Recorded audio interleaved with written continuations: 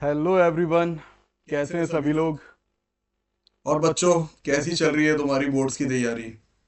I hope सभी लोग मन लगाकर पढ़ रहे होंगे, सभी लोग अपने डाउट्स क्लियर कर रहे होंगे और सभी लोग बहुत ही बेहतरीन तरीके से अपना रिवीजन भी कर रहे होंगे। तो बच्चों, काफ़ी टाइम बाद, यानी काफ़ी टाइम, आई थिंक शायद साल भर हो गया, उसके बाद शायद I am uploading this video. काफ़ी बच्चों के मेरे पास क्वेरी आ रही थी, काफ़ी बच्चे रिक्वेस्ट कर रहे थे कि sir please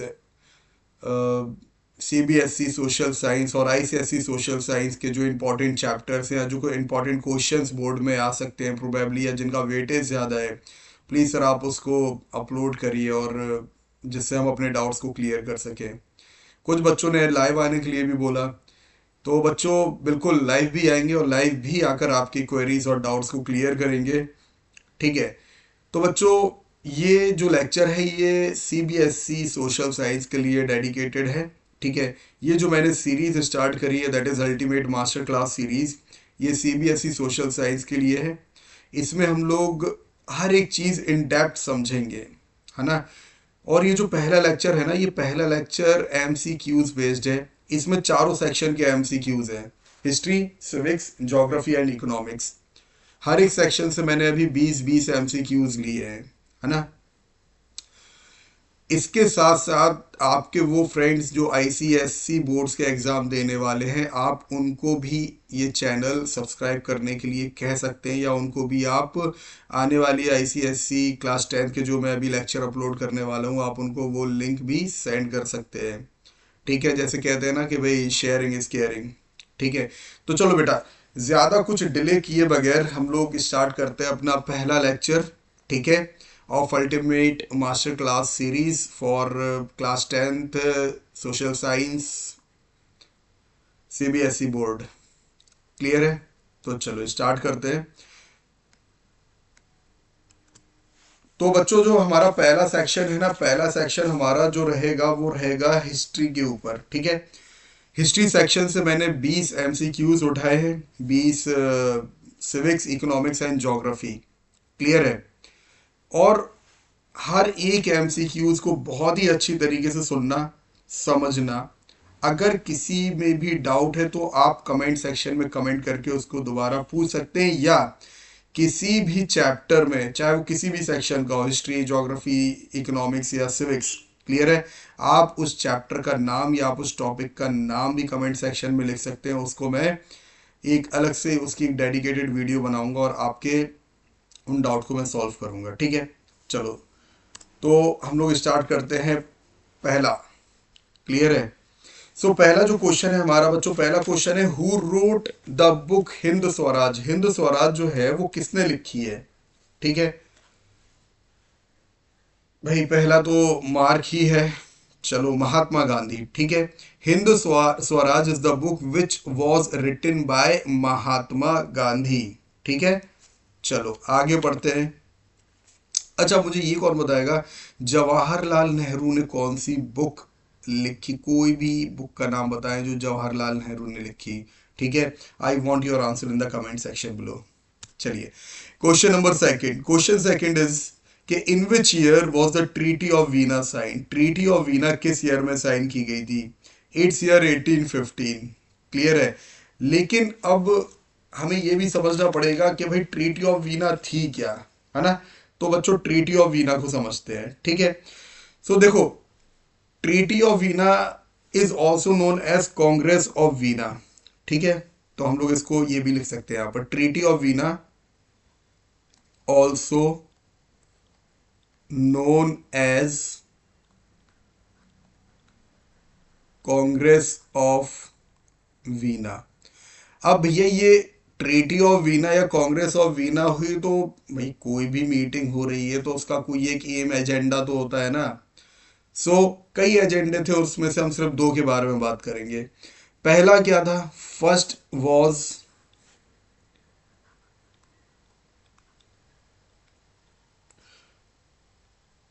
restoration of Bourbon dynasty.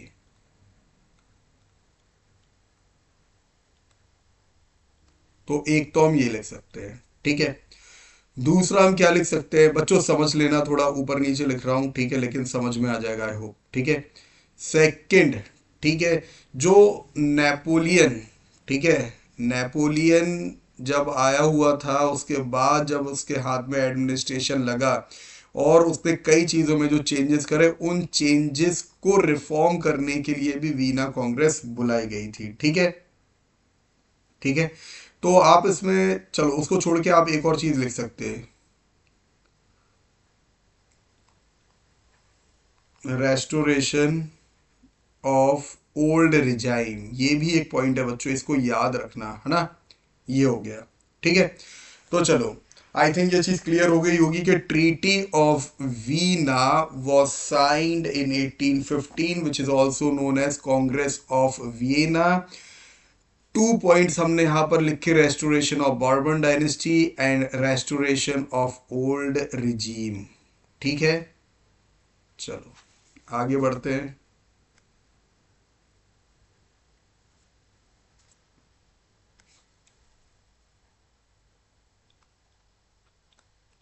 I hope writing समझ में आ रही होगी, है ना। चलिए third, the silk route linked with the, अब ये जो सिल्क रूट है ये भाई किससे लिंक्ड है, किससे लिंक थी? America, Australia, Europe and north Africa, या ओनली चाइना? ओनली चाइना तो गलत है, अमेरिका भी ठीक नहीं है, ऑस्ट्रेलिया, यानी कि your correct answer is Europe and north Africa, northern part of the Africa, ठीक है। चलिए now third one, fourth one. Fourth is the first cotton mill in India was established in Ahmedabad, Bombay, Surat या कैलकाटा? इट्स बॉम्बे, बॉम्बे में setup हुई थी बच्चों पहली cotton mill, clear. चलिए अब आगे बढ़ते हैं। Fifth, who was proclaimed the German emperor in 1871, यानी कि 1871 में वो कौन है जिसने खुद को जर्मन एम्परर बताया, ठीक है? Otto von Bismarck, Frederick Wilhelm fourth, William first या विलियम सेकंड, ठीक है। चलो your correct answer is William first. तो बच्चों विलियम फर्स्ट थे जिन्होंने खुद को जर्मन एम्परर प्रोक्लेम किया था इन 1871। Sixth, which disease killed the majority of native American after European arrived? तो बच्चों याद करो, ये भी हम लोग पढ़ चुके हैं, है ना। तो इसमें से कौन सी वो बीमारी थी, प्लेग, स्मॉल पॉक्स, कॉलरा या malaria? Correct answer is smallpox, ठीक है। Due to smallpox several number of people died. Seventh पर आते हैं, who form the Swaraj party within the Congress? ठीक है, स्वराज पार्टी किसने बनाई? Gandhi and Nehru, C R Das, ये भी ऐसे ही लिखा हुआ है, भी नहीं है वो, ठीक है। C R Das and Motilal Nehru, Abdul Ghaffar Khan या Bose and Patel? Your correct answer है C R Das and Motilal Nehru, ठीक है। इन दोनों ने सेटअप करी थी। चलो आगे बढ़ते हैं। The vernacular press act of 1878 was modelled on, यानी कि जो ब्रिटिशर्स ने हमारे देश पर या इंडियंस पर जो वर्नैकुलर प्रेस एक्ट लगाया था वो किस मॉडल पर बेस्ड है? आयरिश, फ्रेंच, अमेरिकन या British common laws? Answer is Irish. तो बच्चों एक चीज और समझते हैं, ये वर्नैकुलर प्रेस एक्ट क्या था, ठीक है, इसको एक बार और हम लोग समझते हैं, ठीक है।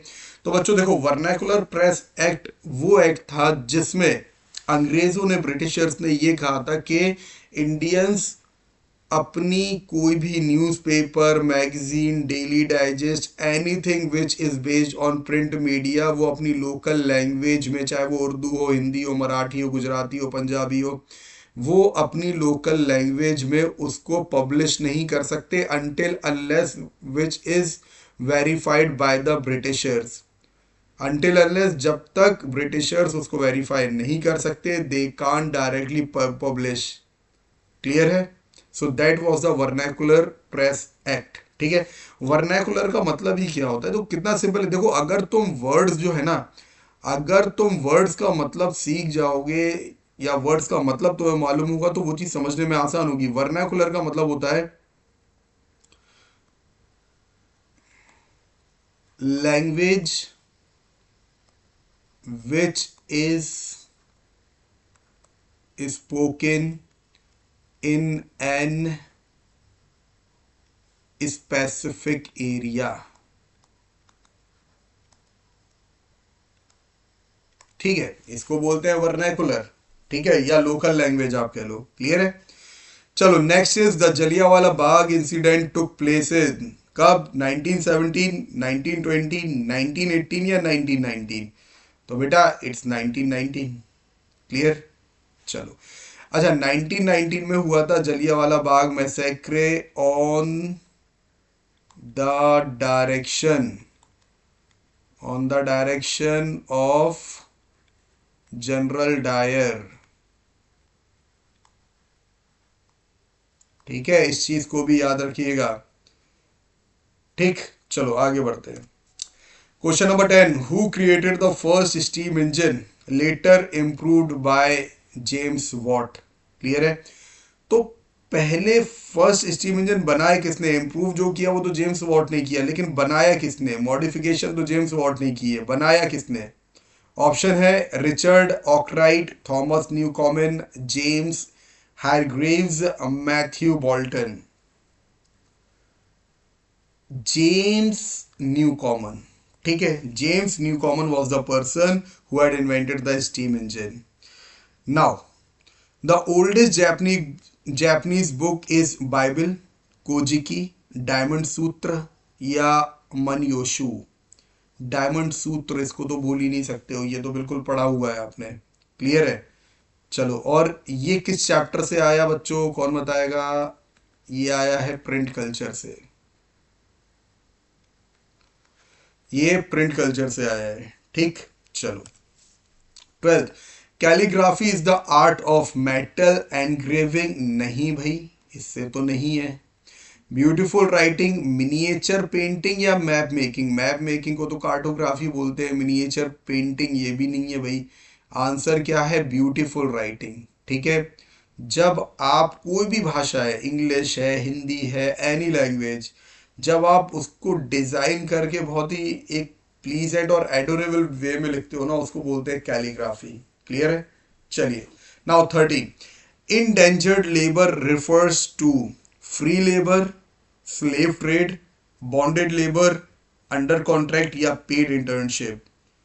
बॉन्डेड लेबर अंडर कॉन्ट्रैक्ट, उनको इंडेंटर्ड लेबर कहा जाता था। अब ये होते कौन थे? पढ़ा है तो एक बार और इसको समझ लो। ठीक है, चलो पेन का कलर चेंज करते, नहीं तो सेम जैसा लगेगा, येलो कर लेते हैं। ठीक, येलो ठीक है।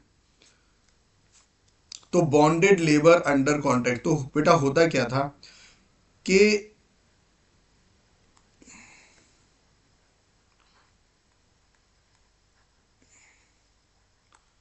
एक लीगली कॉन्ट्रैक्ट होता था, लीगल कॉन्ट्रैक्ट। क्लियर है? लीगल कॉन्ट्रैक्ट के अंदर, ठीक है, they were sent outside the country। ठीक है, वर्किंग इन हार्श कंडीशंस और लोअर वेजेस। क्लियर? तो बच्चों और भी कई सारी चीजें हुआ करती थी। इसके अलावा क्या हुआ करता था कि if any labour flees away from that particular site from where he is working, ठीक है, तो करते क्या थे, उसको बहुत ही ज्यादा सीवियर पनिशमेंट दिया करते थे। That was the indentured labour. ठीक, यानी बॉन्डेड लेबर बंद कर काम करना है, लेकिन लीगली भी बाइंड है। क्लियर है? अब लीगली सिर्फ इतना ही था कि छोड़ के नहीं जा सकता है। ठीक है, मिनिमम 1 साल का कॉन्ट्रैक्ट हुआ करता था। Is that clear?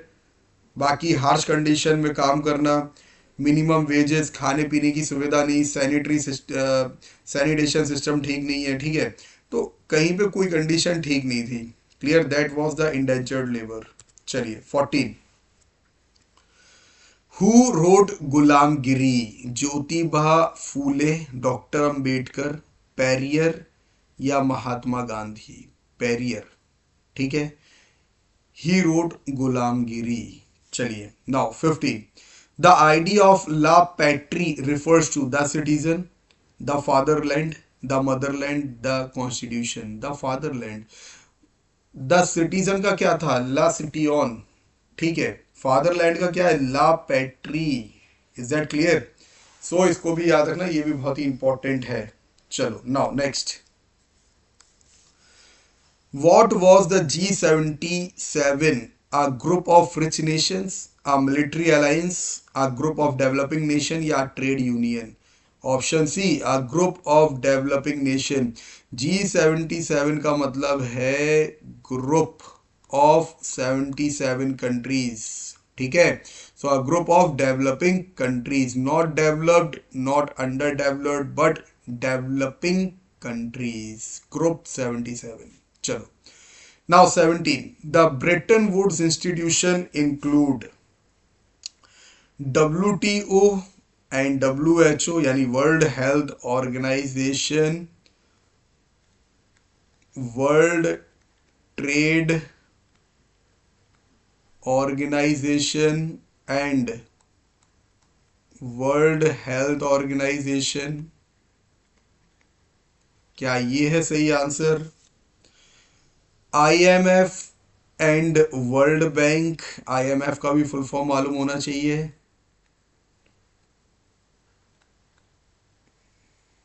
International monetary fund. International monetary fund, ठीक है।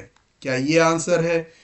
UN यानी कि यूनाइटेड नेशंस एंड यूनेस्को, इसका थोड़ा बड़ा है, अच्छे से देखना। United nation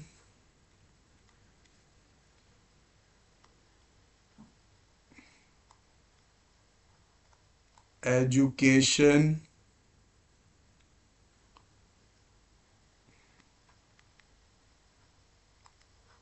scientific and Cultural Organization. क्या ये, या ILO या यूनिसेफ? ILO,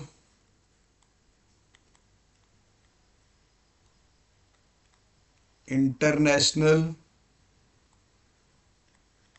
लेबर ऑर्गेनाइजेशन, या लास्ट में जो यूनिसेफ है, यूनिसेफ का बच्चों में यहां पर लिख दे रहा हूं ना फुल फॉर्म, एक second. UNICEF,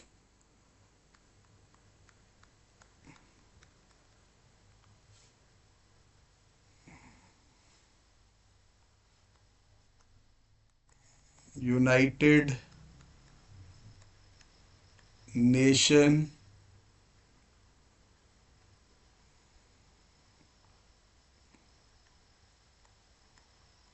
United nation international children emergency fund. तो बच्चों ये तो सबके हो गए फुल फॉर्म, क्लियर है। तो अब हमारा सही आंसर क्या है?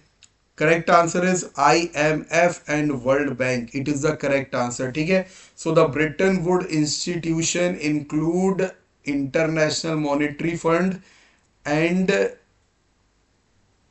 International monetary fund and world bank. चलिए next,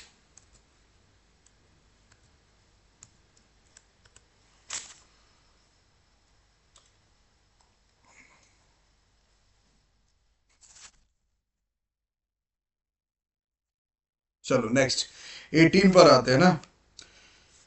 Y did Gandhi ji withdraw the non corporation movement?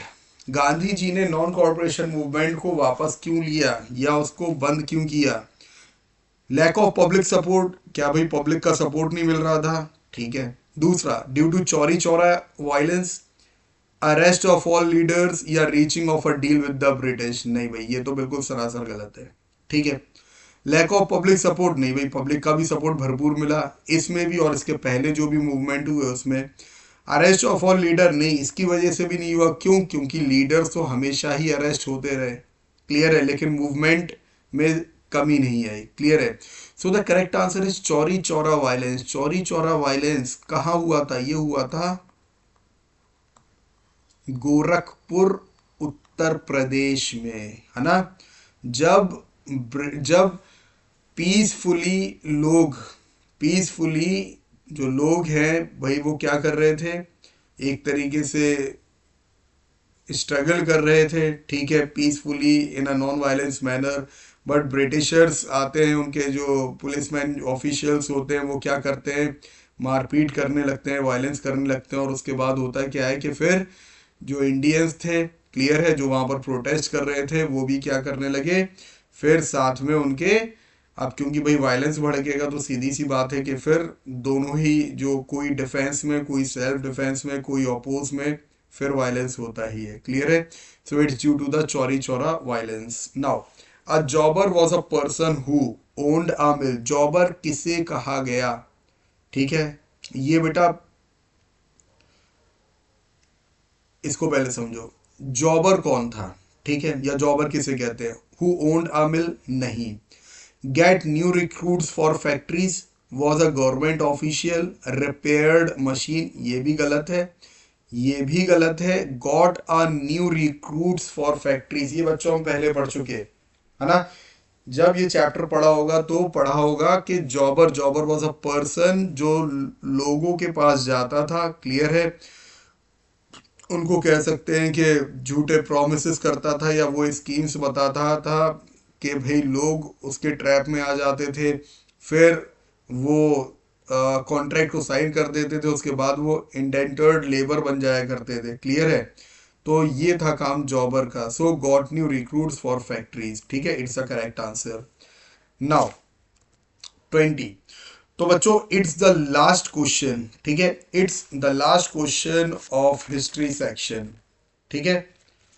चलो, हु वॉज एरेस्मस? एरेस्मस कौन थे? साइंटिस्ट थे, Latin scholar and Catholic critic थे, पेंटर थे या किंग थे? साइंटिस्ट नहीं थे, पेंटर भी नहीं थे, किंग भी नहीं थे। He was Latin scholar and Catholic critic. अब इनकी कंट्रीब्यूशन के बारे में थोड़ा हम समझेंगे, इनकी कंट्रीब्यूशन क्या थी वो देखते हैं। तो देखो यहां पर देखते हैं,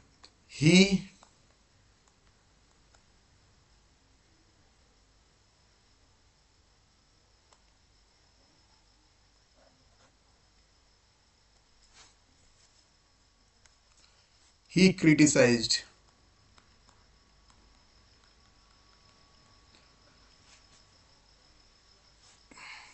he criticized the superstitions and corruption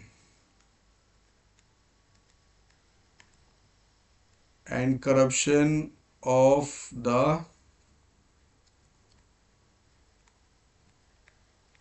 Catholic churches. तो भाई एक तो इनकी ये कंट्रीब्यूशन रही कि he criticise the superstitious and corruption of the Catholic churches. दूसरी बात करें, ठीक है, ये बेटा जो क्वेश्चन है ये प्रिंट कल्चर से है, ठीक है।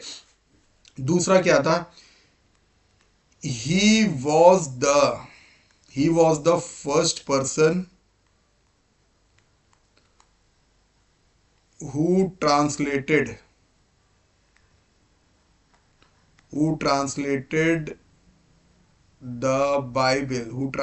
the Bible in Greek language, clear है। तो बच्चों ये दो इनकी कंट्रीब्यूशन है, उनको याद रखना, ठीक है, कि he criticized the superstitious and corruption of the Catholic Church. He was the first person who translated the Bible in Greek language. Clear है। चलो नाउ अब यहाँ पर हम हिस्ट्री का सेक्शन जो है वो खत्म करते हैं, क्लियर है। अब जो हमारा दूसरा सेक्शन स्टार्ट होगा बच्चों वो होगा ज्योग्राफी का, ठीक है। अब यहाँ हम ज्योग्राफी के 20 क्वेश्चन जो है, क्लियर है? उनको हम एक बार स्टडी करेंगे अच्छे से। ठीक, चलो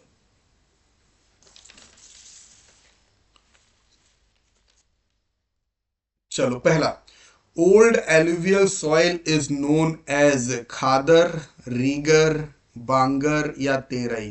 ठीक, क्या बोलते हैं? बांगर। ठीक है, ओल्ड एलुवियल सॉइल को हम बोलते हैं बांगर।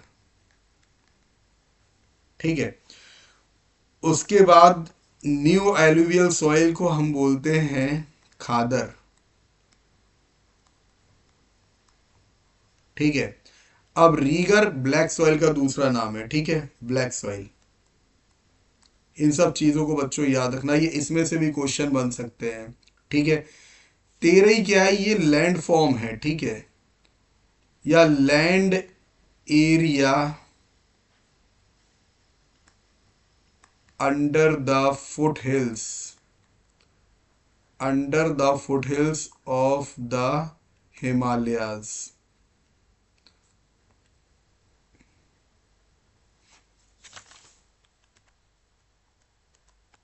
Under the foot hills of the Himalayas.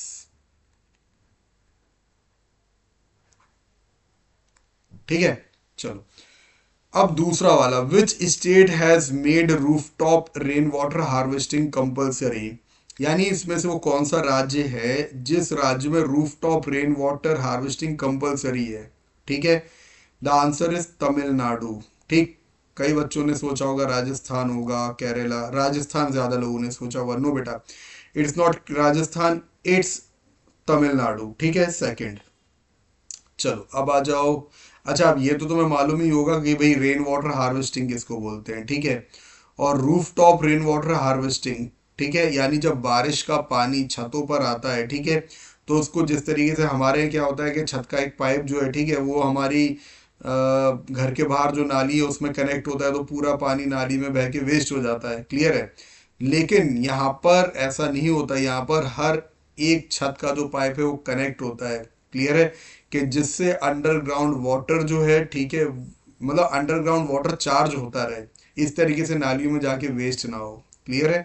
चलो now third one, project tiger was launched in 1973। ठीक है, the golden quadrilateral connects, golden quadrilateral जो हाईवे है वो किन स्टेट्स या सिटीज से कनेक्ट, किन सिटीज से कनेक्ट है?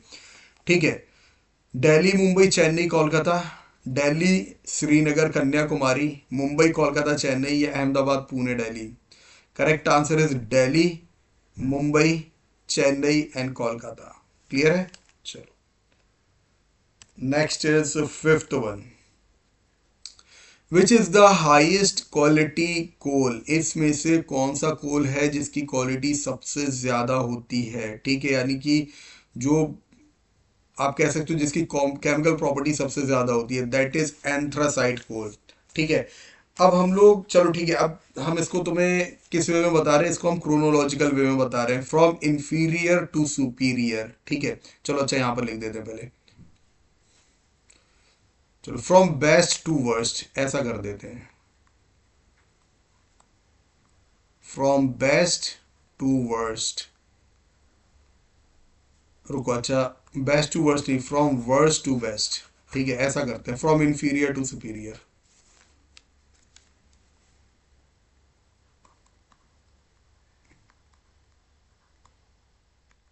From inferior to superior. ठीक है, तो एक पहले पे जो इंफीरियर है, ठीक है, पहले उसको देख लेते हैं। पहले पे है पीट, दूसरे पे है लिग्नाइट, तीसरे पे है बिटुमिनस, और फोर्थ पे जो सबसे बेस्ट है वो है एंथ्रासाइट। ठीक है, ये कुछ है जो यानी कि ये इंफीरियर से सुपीरियर के बीच में आते हैं। क्लियर है? ओके, चलो अब नेक्स्ट वाला पढ़ते हैं, ठीक है।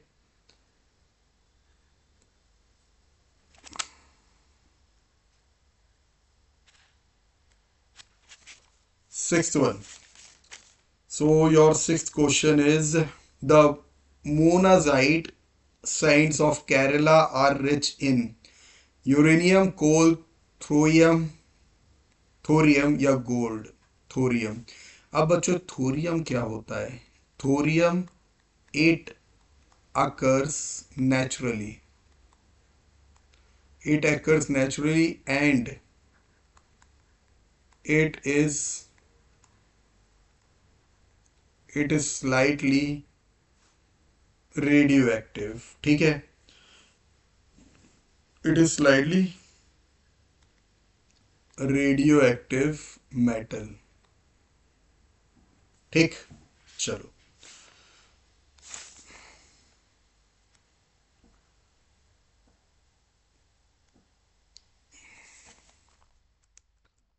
चलो नाउ सेवेंथ वन,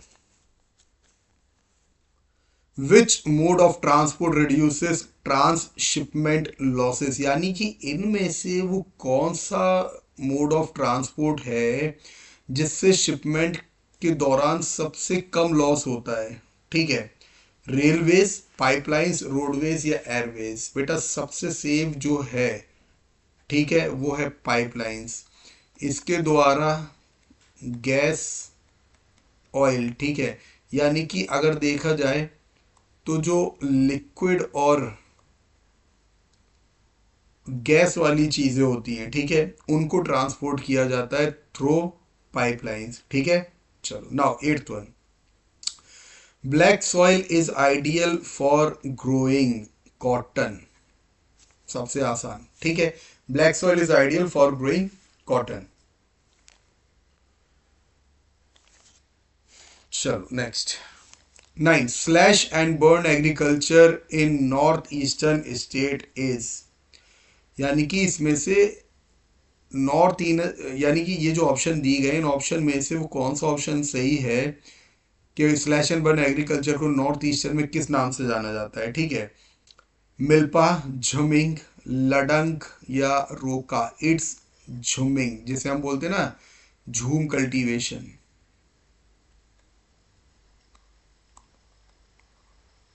ठीक है, झूम cultivation. Slash and burn agriculture को हम लोग क्या बोलते हैं? शिफ्टिंग कल्टीवेशन भी बोलते हैं, शिफ्टिंग कल्टीवेशन, ठीक है। चलो नाउ 10th वन,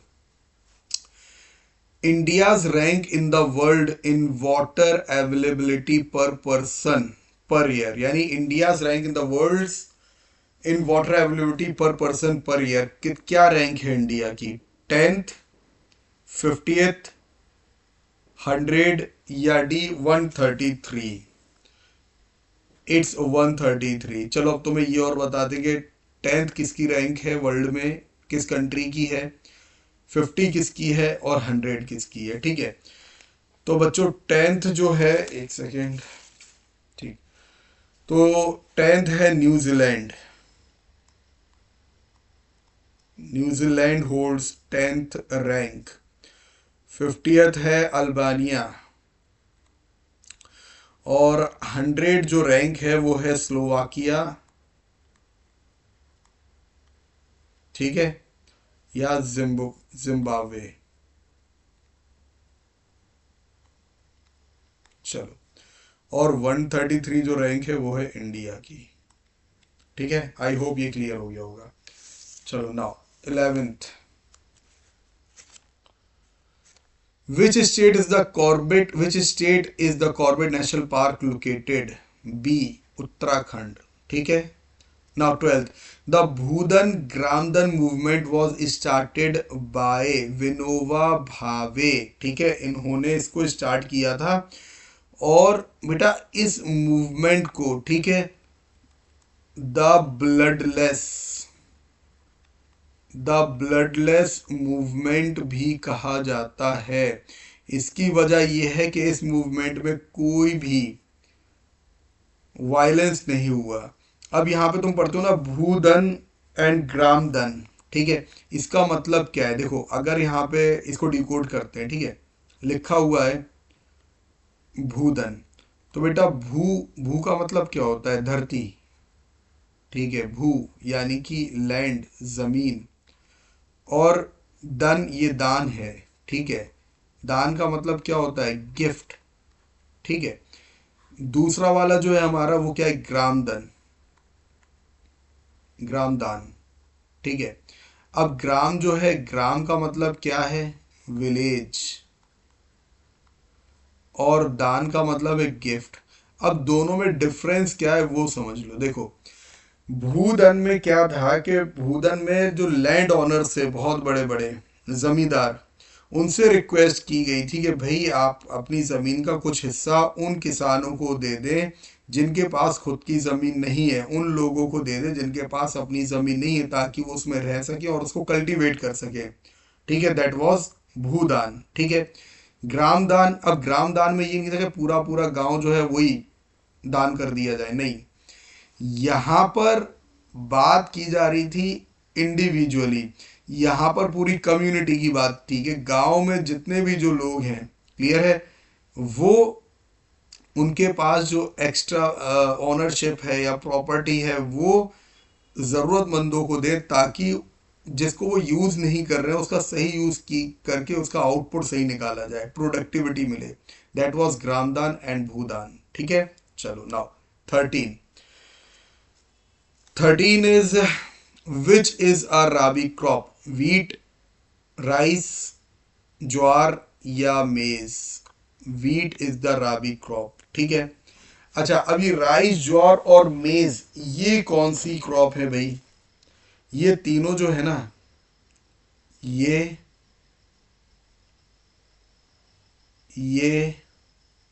और ये बच्चों ये है, सॉरी ये खारिफ क्रॉप,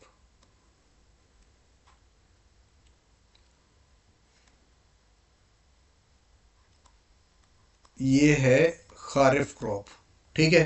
चलो now 14, what is the main cause of land degradation इन पंजाब? क्या डिफॉरेस्टेशन है? माइनिंग है? नहीं, माइनिंग तो नहीं है बिल्कुल। डिफॉरेस्टेशन है? नहीं है। ओवर इरिगेशन है या ओवर ग्रेजिंग है? ठीक है, ओवर ग्रेजिंग भी नहीं है बच्चों, ओवर इरिगेशन है।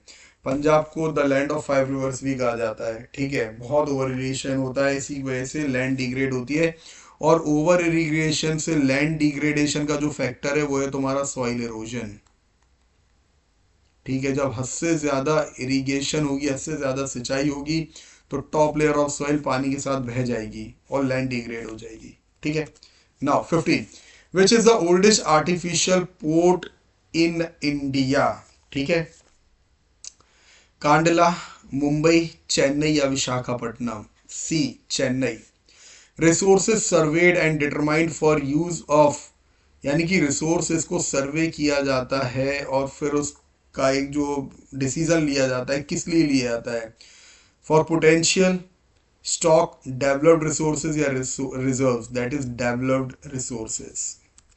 Now 17, endemic species are those, ठीक है। एंडेमिक स्पीसीज हम लोग किसको बोलते हैं? Found only in a specific area, on the verge of the extinction, that have already disappeared, या that are dangerous? Option A, found only in specific area. बेटा जो एंडेमिक स्पीसीज होती है ना, ये सिर्फ अपने हैबिटेट में ही पाई जाती है, ठीक है, उसके अलावा नहीं। जैसे हम लोग एक एग्जांपल है, जैसे हम लोग बात करें पेंगुइन की, पेंगुइन की बात करो या पोलर बेयर की बात करें, पोलर बेयर, ठीक है, ये एंडेमिक स्पीशीज कहलाते हैं। अच्छा चलो ठीक है, ये तो आंसर ठीक है। अब on the verge of extension, जो एक्सटेंशन की कगार पे, उनको क्या बोलते हैं? उनको बोलते हैं बच्चों एंडेंजर्ड स्पीशीज, ठीक है, उनको क्या बोलते हैं? Endangered species.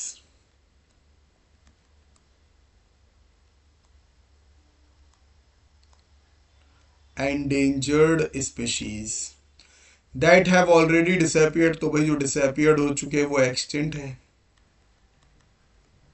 एक्सटिंक्ट, ठीक है। चलो अब 18 वाले पे आते हैं। The Khetri mines in Rajasthan are famous for, the Khetri mines in Rajasthan are famous for copper. ठीक, चलो next. Now last two MCQs, which crop is known as golden fibre, jute. ठीक है, jute is known as the golden fibre.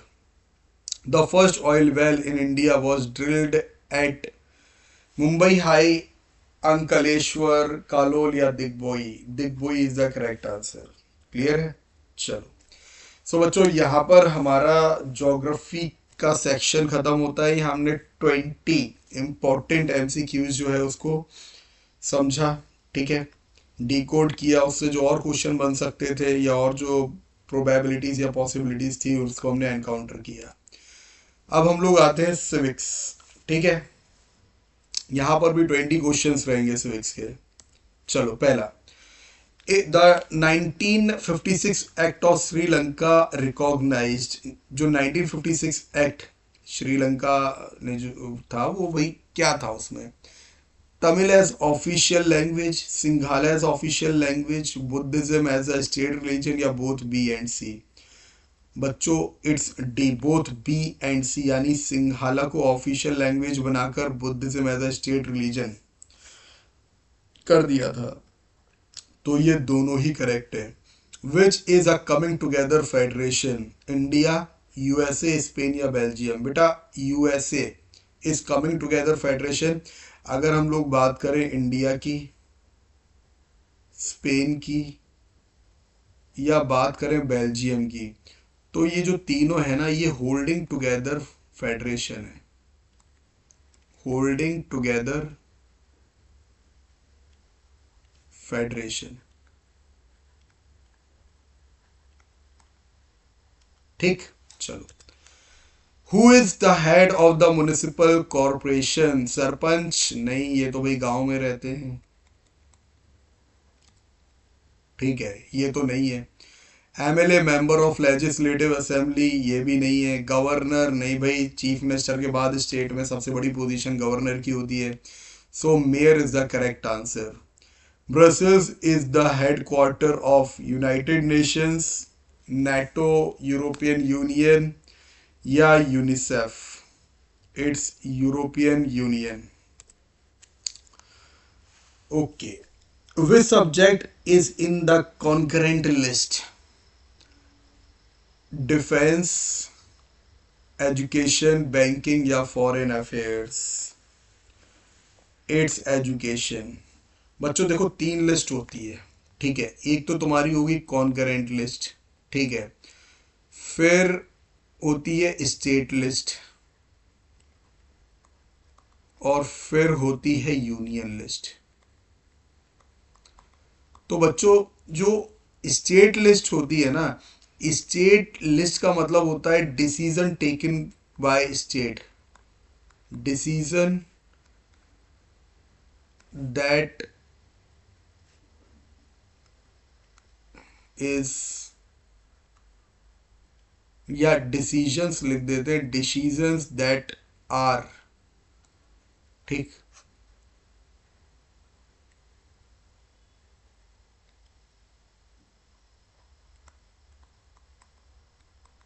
decisions that are taken by states। ठीक, union list में क्या होती है? Decision that are taken by only union government. लेकिन जो concurrent list होती है ना बच्चों, concurrent list, concurrent list, concurrent list जो है, डिसीजन दोनों ही ले सकते हैं, ठीक है, बोथ। तो डिफेंस की बात करें तो defence union list, banking state, ठीक है, and foreign affairs union. Education जो रहेगा वो कॉन्करेंट लिस्ट है। Now 6, a person who believes in equal rights for man and women, उसको बोलते हैं फेमिनिस्ट, ठीक है। पैट्रियार्कियल, ये हम पढ़ चुके हैं, ठीक है, यानी कि आ सोसाइटी, पैट्रियार्क ऐसी समझ लो, पैट्रियार्की या पैट्रियार्की का मतलब क्या होता है? कि जहां पर male dominated society, male dominated society, उसको बोलते हैं पैट्रियार्की। कास्टिस्ट, कास्ट से रिलेटेड, सेक्युलरिस्ट, ठीक है, एवरी रिलीजन इज इक्वल, ठीक है, ये लिख सकते हो। या सबसे बेस्ट यही है कि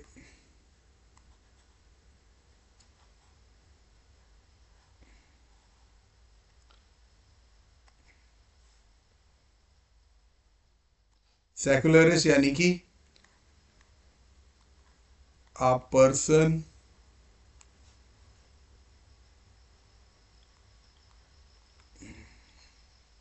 who believes in equality of all religion,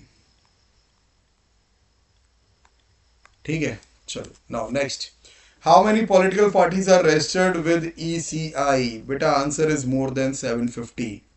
Which is a national party? National party is BJP. These all are regional parties. Next, the lotus is the symbol of BJP, Bharatiya Janata party. INC जो है उसका क्या है? उसका hand,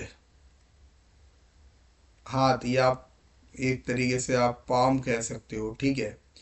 BSP का है elephant, ठीक है। CPI का क्या है वो आप मुझे कमेंट सेक्शन में बताओगे, ठीक है। चलो now 10th, power shared among different organs of government is vertical, horizontal, community या फेडरल? उसी को तो बोलते हैं federalism. When power is shared more than two और मोर देन टू ऑर्गन्स या और more than two levels is known as federalism, ठीक है। चलिए next, which country has one party system? China, दूसरी पार्टी को आने नहीं देते, ठीक है। Next 12, in India seats are reserve for women in Rajya Sabha, Lok Sabha, local bodies या cabinet? Local bodies. 13, who founded the Bahujan Samaj party? Mayawati, Ambedkar, doctor Ambedkar, Sahu Maharaj? Answer is Kanshi Ram, ठीक है। Accountability in a democracy means, accountability का मतलब होता है जवाबदेही। जवाबदेही लोकतंत्र में क्या मतलब है इसका? Efficient government, rich government, answerable to the people या मिलिट्री रूल? तो सीधी सी बात है, अकाउंटेबिलिटी का मतलब होता है जवाबदेही, तो answerable to the people. 15, transparency means secret voting, right to know decision process, no corruption या नो टैक्स?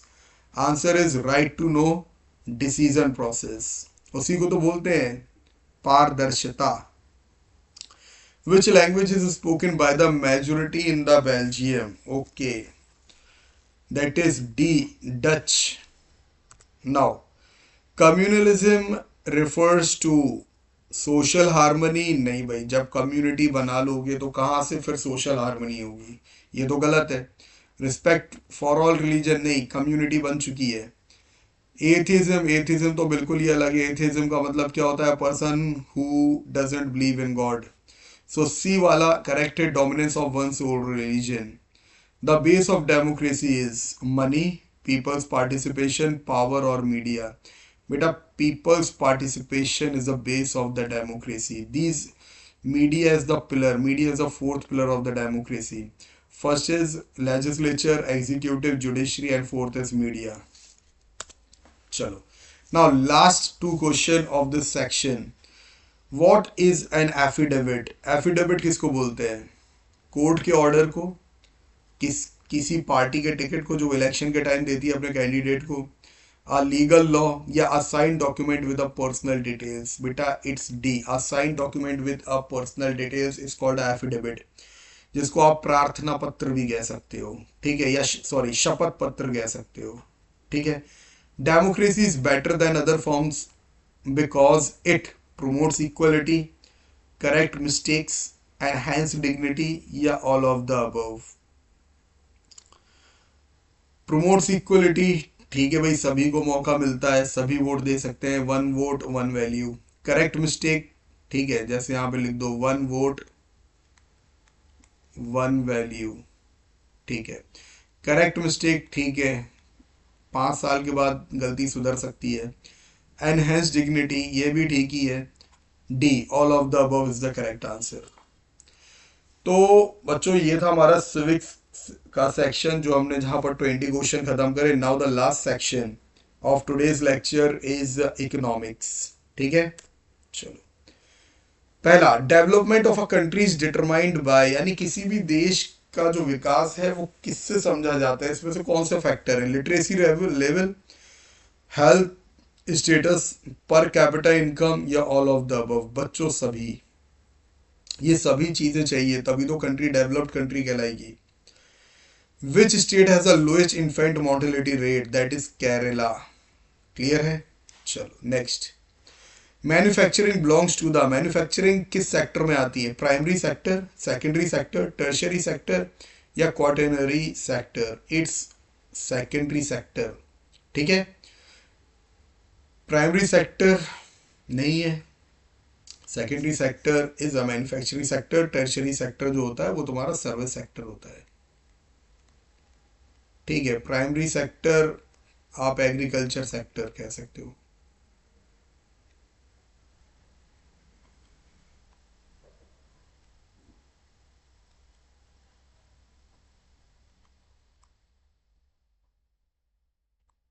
एग्रीकल्चर, ठीक है। MNREGA 2005 guarantees how many days of work? ठीक है भाई, कितने दिनों में या कितने दिनों का काम? That is 100 days. 100 डेज का मतलब क्या होता है? 3 months 10 days, 100 days। चलो, who issues currencies note in India? SBI, finance minister, RBI या प्रेसिडेंट? बेटा RBI, that is reserve bank of India. Reserve Bank of India, RBI has the monopoly to issue the currency। Next, 6, formal sources of credit include, ठीक है। आज जो आप sources देखते हो credit का वो क्या है? मनी लेंडर्स नहीं, it's not the formal, it's informal. Relatives informal है, ट्रेडर्स इनफॉर्मल है। बेटा फॉर्मल जो है वो बैंक के द्वारा या कॉर्पोरेटिव्स के द्वारा मिलता है, ठीक है। चलो, 7, what is a collateral? Collateral क्या है? क्या लोन है? लोन को कोलेट्रल बोलते हैं। Asset use as a guarantee, interest rate या बैंक की ब्रांच का नाम है कोलेट्रल? नहीं, it's asset use as a guarantee. जब भी बच्चों कोई भी लोन लेता है, ठीक है, या कोई भी कर्ज लेता है, तो जो चीज, जो भी asset, asset is a thing which is owned by a particular person, ठीक है। और लायबिलिटी क्या होती है? जो आपको पे करनी है। Asset you own, liability you पे। क्लियर? सो कोई भी एसेट, चाहे वो जमीन हो या गोल्ड हो, कोई भी चीज, एनीथिंग। क्लियर है? Anything which is supposed to be an asset is used as a guarantee, which is known as the collateral. MNC stand for multinational corporation, multinational city, many nation company, multinational corporation, MNC. WTO aims at, sorry, WTO aims to, world trade centre का M क्या है? ठीक है, किस M पर काम करती है? ट्रेड को रिस्ट्रिक्ट कर दे? नहीं। Tax import, liberalise the international trade या कंट्रोल बैंक्स? बेटा लिबरलाइज द इंटरनेशनल ट्रेड, ये काम है ILO का, सॉरी WTO का। Next, SEZ stands for special economic zones, south eastern zone, small economic zones या social economic zone? Special economic zones are known as SEZ। 11, consumer protection act was passed in, कब बच्चों पास हुआ था? इन 1918, 1986, 1995 और इन 2005? 1986. Hallmark is used for agriculture, electronics, gold jewellery या edible. बेटा gold jewellery में हॉलमार्क का इस्तेमाल किया जाता है, ठीक है। It shows the purity of gold. RTI act was passed in, यानी right to information, October 2005। RTI means right to information. चलो 14, average income is called total income, national income, per capita income और gross income. बेटा it's पर capita income. 15, sustainable development mean, sustainable development किसको बोलते हैं? Fast growth, using all resources, development without environmental damage, saving all money. It's C, development without environment damage. यानी कि sustainable का मतलब ही ये होता है कि चीज़ों को इस तरीके से इस्तेमाल करना कि आपकी नीड भी पूरी हो जाए और वो चीज़ डिस्ट्रॉय ना हो, सस्टेन रहे। क्लियर है? सो development without environment damage. Primary sector is also called service sector. नहीं भाई, सर्विस सेक्टर को तो हम टर्शरी सेक्टर बोलते हैं, इसको तो हम टर्शरी सेक्टर बोलते हैं। तो भाई ये तो इसमें नहीं आएगा। इंडस्ट्रियल सेक्टर, आईटी सेक्टर नहीं। Agriculture and related sector, agriculture आ जाता है इसमें, फिशिंग आ जाती है इसमें, माइनिंग आ जाती है, ये सब प्राइमरी सेक्टर में आएगा। 17, disguised unemployment is mostly in industry, trade, agriculture या ट्रांसपोर्ट। एग्रीकल्चर। और बच्चों डिस्गाइज्ड अनएम्प्लॉयमेंट का मतलब क्या होता है कि लोगों को लगता है कि भाई ये एम्प्लॉयड है, लेकिन होता नहीं। जैसे देखो, जैसे इसका आप एग्जाम्पल पढ़ो, जैसे मान के चलो ये एक ज़मीन है और यहाँ पर एग्रीकल्चर हो रही है, ठीक है।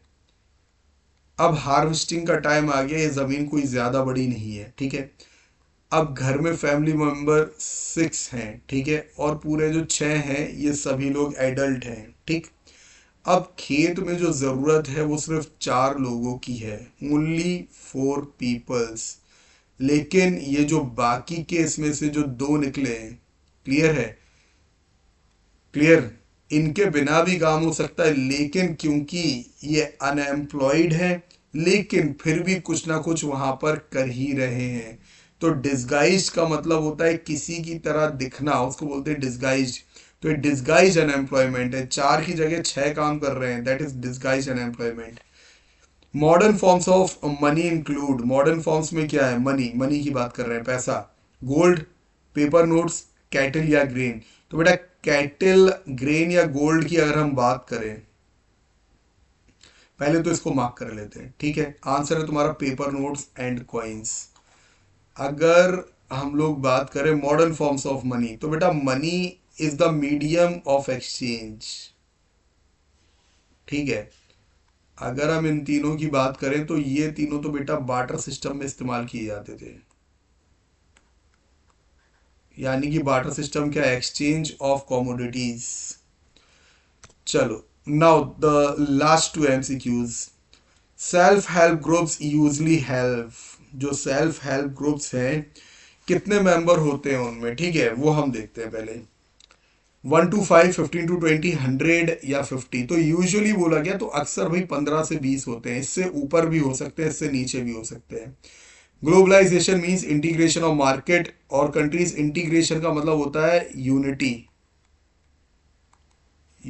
यूनाइट।